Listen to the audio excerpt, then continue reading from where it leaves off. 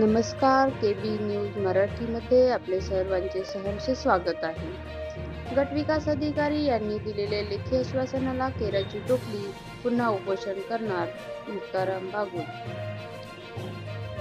नाशिकच्या नांदगाव तालुक्यातील रोहिले बुद्रुक येथील माजी ग्रामपंचायत सदस्य तथा सामाजिक कार्यकर्ते, ऑल इंडिया संविधान आर्मीचे नाशिक ग्रामीण जिल्हाध्यक्ष मुक्ताराम बागुल यांनी सुरू केलेले बेमुदत आमरण उपोषण नांदगाव ग्रामपंचायत समितीचे गटविकास अधिकारी यांनी लेखी आश्वासन दिल्यानंतर मागे घेण्यात आले. मात्र या लेखी आश्वासनाला केराची टोपली दाखवली असल्याचे समोर आले आहे. याबाबत सविस्तर वृत्त असे की नांदगाव तालुक्यातील रोहिले बुद्रुक येथे माजी ग्रामपंचायत सदस्य तथा सामाजिक कार्यकर्ते, ऑल इंडिया संविधान आर्मीचे नाशिक ग्रामीण जिल्हाध्यक्ष मुक्ताराम बागुल यांनी आपल्या मागणीसाठी दिनांक 10 सप्टेंबर 2025 रोजीपासून बेमुदत संप मागे आमरण उपोषण सुरू केले होते. नांदगाव पंचायत समितीचे गटविकास अधिकारी यांनी उपोषणस्थळी भेट घेऊन लेखी आश्वासन दिले होते. परंतु या लेखी आश्वासनाला पायमल्ली देऊन गेल्याच्या तातडीच्या अधिकाऱ्यांना वाचवण्यासाठी केराची टोपली दाखवली असल्याची बाब समोर आली आहे. नांदगाव पंचायत समितीचे गटविकास अधिकारी यांनी घरकुल विभागाचे संजय असाल यांच्यावर कारवाई करण्याचे पत्र दिले होते.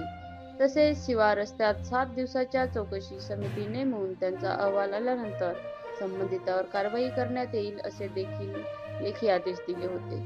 परंतु अद्यापपर्यंत चौकशी समिती नेमण्यात आल्याचे दिसून येत नाही.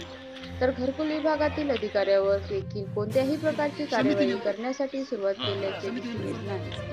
याचाच अर्थ गटविकास अधिकारी हे देखील या भ्रष्टाचारात निधी बघत आहेत काय असा सवाल उपस्थित केला जात आहे. तसेच रोहिले बुद्रुक ग्रामपंचायत अधिकारी आर्यन मगर यांनी नांदगाव पंचायत गटविकास अधिकारी यांनी अपात्र घरकुल लाभार्थ्याचे मालमत्तेवर बोजा सोडवण्यासाठी दिनांक 8 सप्टेंबर 2025 रोजी पत्र दिले होते. या पत्रात अपात्र लाभार्थ्यांच्या मालमत्तेवर बोजा चढवून 2 दिवसाच्या आत अहवाल पाठविण्यात यावा असे पत्रात म्हटले आहे. परंतु त्यांनी देखील आज 8 दिवस झाले असून या आदेशाचे उल्लंघन करून पायमल्ली केली आहे. ग्रामपंचायत समिती अधिकारी आर्यन मगर यांनी देखील डॉक्टर बाबासाहेब आंबेडकर येथील चित्राजवळ पावसाचे पाणी तुंबू नये म्हणून पूर्वी अतिक्रमण काढलेल्या नालीचा मुरुम काढून सपाटी करून पूर्वीच्या नालीच्या ठिकाणीच नाली करण्यात येईल असे देखील लेखी आश्वासन दिले होते. परंतु त्यांनी ग्रामपंचायत कर्मचारी यांच्यावर विश्वास ठेवून सदर कामाला सुरुवात केली.